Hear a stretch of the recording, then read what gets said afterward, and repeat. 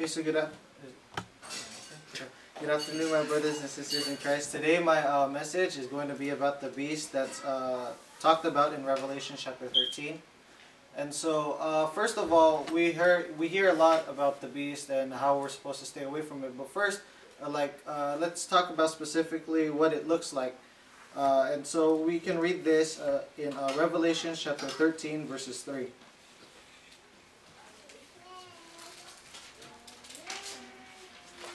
Revelation chapter 13, verse 3.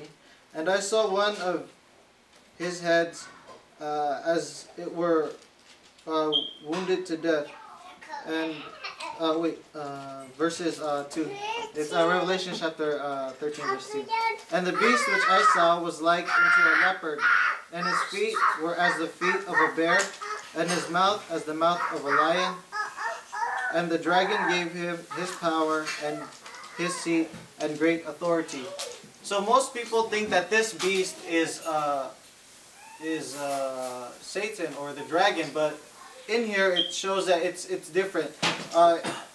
It says here that the dragon, which is Satan, is the source of the beast's power, meaning Satan is giving this beast his power. So if you read these attributes of the animal, let's say he had was likened to a leopard, his feet into a bear, and the mouth of a lion. These kind of sound like the animals or the beasts that another prophet from the Old Testament talks about also. And we can read this in Daniel chapter 7, verses 2 to 7.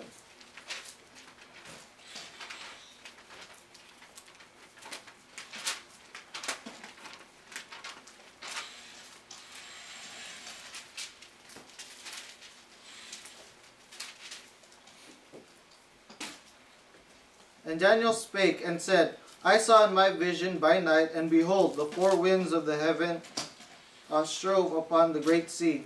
And four great beasts came up from the sea, diverse from one from another. The first was like a lion, and had eagle's wings. I beheld till the wings thereof were plucked, and it was lifted up from the earth, and made stand upon the feet as a man. And a man's heart was given to it. And behold, another beast, a second, like to a bear, and it raised up itself on one side, and it had 3 ribs in the mouth of it between the teeth of it. And they said thus unto it, Arise, devour much flesh. After this I beheld, and lo, another like a leopard, which had upon the back of it 4 wings of a fowl. The beast had also 4 heads, a dominion was given to it. After this I saw in the night visions, and behold, a 4th beast, dreadful and terrible, and strong exceedingly. And it had great iron teeth. It devoured and brake in pieces, and stamped and the residue with the feet of it. And it was diverse from all the beasts that were before it, and it had 10 horns. So if you read from 2 to 7, it shows if you remember the verse from Revelation 13 verse 2, all of these beasts were part of that one beast that Satan or the dragon gave his power to. So if you ask anyone who understands what these beasts mean, they would say that the first beast, the lion, would represent Babylon, the bear would represent the Medo-Persia, and the third beast, the leopard, would mean the Greek Empire, and the last beast, the 4th beast, is the Roman Empire. So if you think about it, if it said in Revelation that Satan gave his power to these beasts, meaning these nations were risen up because Satan wanted them to. Why? Because think about all of these civilizations. Think about their religions and how they differ from the real religion, from the Church of God. All of these religions are based on, their teachings are different from the teachings that we teach people. Most of them, they either have all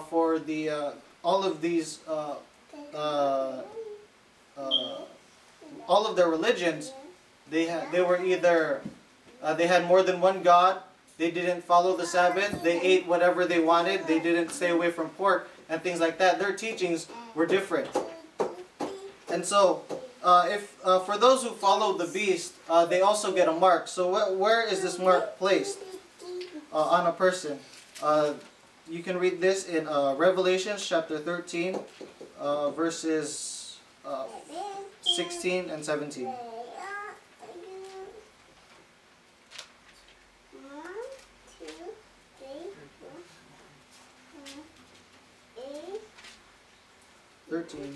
Verses 16 and 17.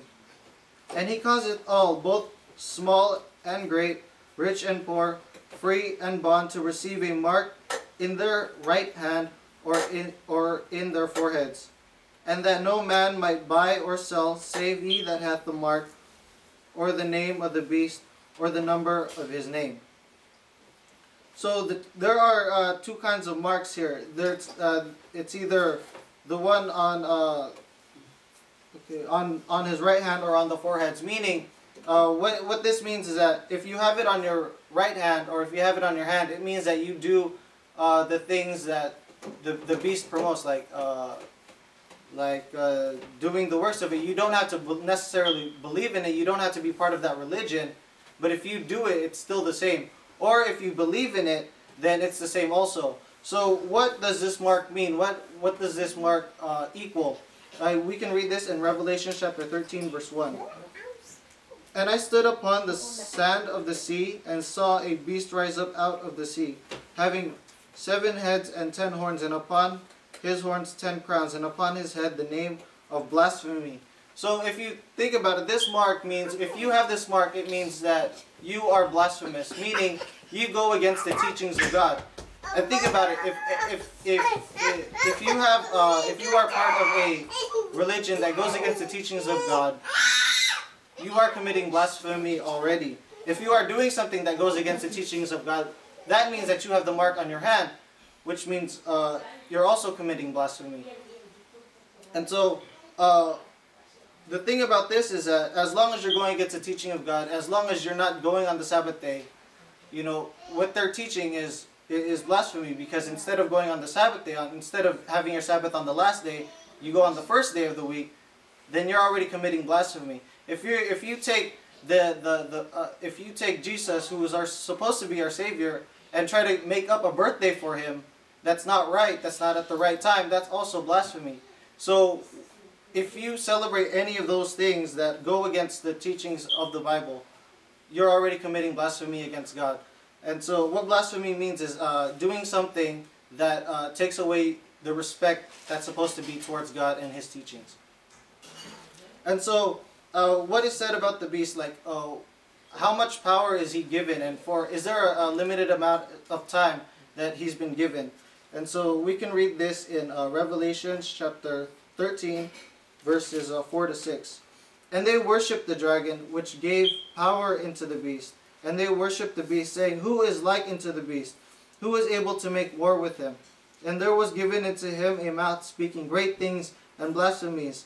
And power was given unto him to continue 42 months. And he opened his mouth in blasphemy against God, to blaspheme his name and his tabernacle and him and them that dwell in heaven. And so basically what it states here is that if you are in here it says that a lot of power was given into this beast.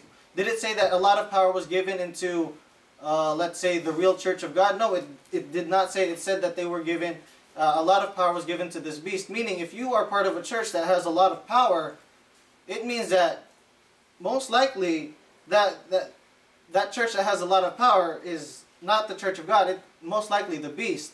So, also it says here that it was given power for 42 months.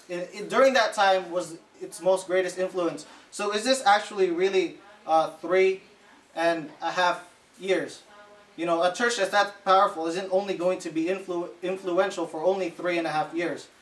This 3.5 years is also talked about going back again to Daniel. And he talks about it in Daniel chapter 7, verses 8.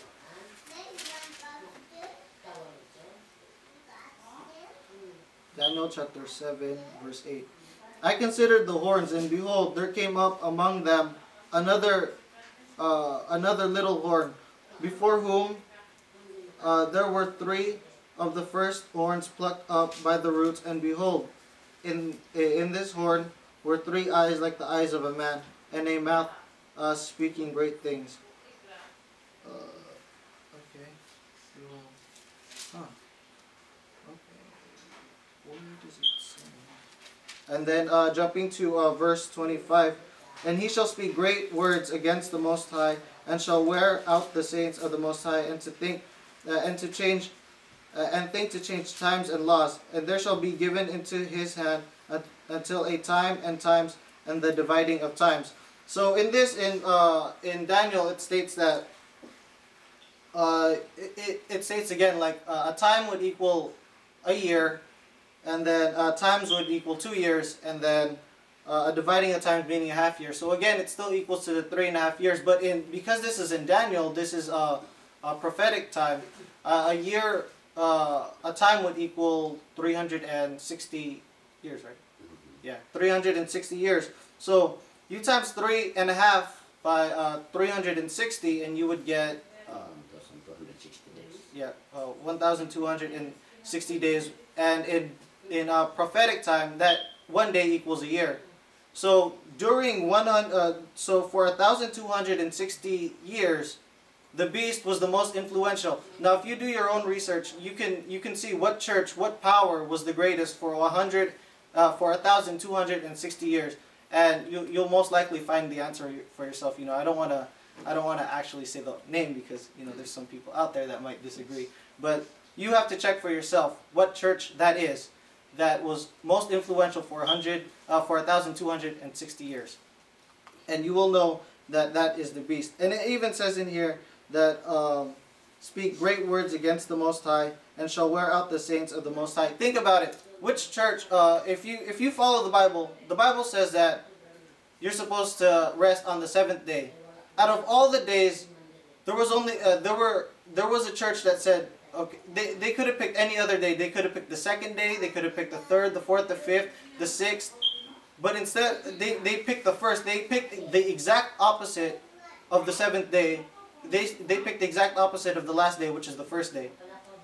So, I mean, it shows that they took the teachings and they twisted it just a little bit. It's different from the first few religions where they were only just saying, okay, there's more than one God. This one, they actually took the teachings and they bent it a little bit. They even took Jesus, the Son of God, and they even made up his own birthday. So that alone is already blasphemy against God. And so what happens to those who will? What does Daniel say about? What does Daniel say what will happen to the horn later on? So that's found in verse 26 and 27. But the judgment shall sit, and they shall take away his dominion, to consume and to destroy it into the end. And the kingdom and dominion and the greatness of the kingdom under the whole heaven shall be given to the people of the saints of the Most High, whose kingdom is an everlasting kingdom, and all dominions shall serve and obey him. So meaning, right now that church or that beast right now is strong because God let Satan give the beast his power so that he can be influential. But later on it says that he's going to be conquered. When judgment comes down, the kingdom will be an everlasting kingdom, and only the saints. The saints of the Most High, whom the kingdom is an everlasting kingdom, and all dominions shall serve and obey him. So meaning, even though the beast is strong right now, it means that the beast will not be strong later on. And we can read more about this in what will happen to those who continuously follow the beast into the end. And we can read that in Revelation chapter 19, verses 20. And the beast was taken, and with him the false prophets that wrought miracles before him, with which he deceived them that had received the mark of the beast, and them that worshipped his name. These both were cast alive into the lakes of fire, burning with brimstone. Now you have to remember that in this verse it says that they were even able to make miracles. So just because a person is able to make a miracle, he can heal whatever, doesn't mean that he's part of the church. it could be that he could still be part of this beast. He could still be part of the church that's going to be thrown into a lake of fire burning with brimstone. So our goal right now is to make sure that we aren't part of that beast, so that we aren't thrown with that beast into the lake of fire and brimstone. And so what is our ultimate goal? What will happen to us if we continue to stay in this church, if we continue to follow, the right teachings that are said in the Bible? We can read that in Revelation chapter 20, verse 6. Blessed and holy is he that hath part in the first resurrection. On such the second death hath no power. But they shall be priests of God and of Christ, and shall reign with him 1,000 years. So, my brothers and sisters, this is our ultimate goal. Our ultimate goal is to be able to be with God, is to, even though our church isn't strong now, in the Bible it says here that as long as we are part of that first resurrection, we'll be able to reign with God for 1,000 years. And I'm pretty sure everyone here wants to be able to do that when Jesus comes back. And so thank you for listening to my message, and hopefully the things that we learned here will be in our hearts and minds so that we can be with God during those 1,000 years.